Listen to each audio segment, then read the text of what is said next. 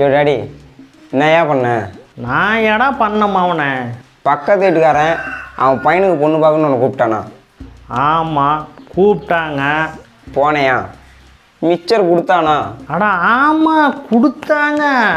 Coffee கொடுத்தானா? அடா அதுவும் கொடுத்தாங்களே. நல்லா இருந்துச்சா? சூப்பராக இருந்துச்சு. வேற என்ன சொன்னேன்? வேற பொண்ணோட பொண்ணு அவங்க அம்மா நல்லா இருந்துச்சுரா. அட நெசமாலுமே நல்லா இருந்துச்சுரா. காலையில் காட்டியும் உனக்கு சோத்தை போட்டு அவன் பையனுக்கு பொண்ணு பார்க்க உன்னை கூட்டிகிட்டு போனதுக்கு உன்னால் என்ன பண்ண முடியுமோ அதை பண்ணிட்டேன். அவன் வெளியே போனால் என்னை செருப்பால் அடிக்கிறான்.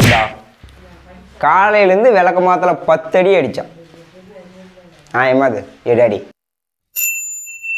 அவ்வளோதான், நம்மளை முடிச்சு விட்டீங்க போங்க.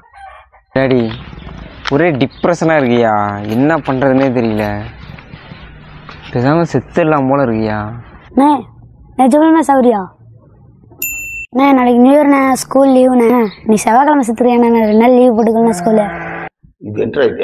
ஏண்டா உன் ஸ்கூலு லீவ் வரதுக்குலாம் என் பையன் சாவணுமாடா? என் பையன் என்ன அவ்வளோ இலக்காரமா போயிட்டானா? நீ புதன்கிழமை சாவிடாமாங்கண்ணே, நான் அந்த 4 நாள் லீவ் போட்டுக்கிறேன்.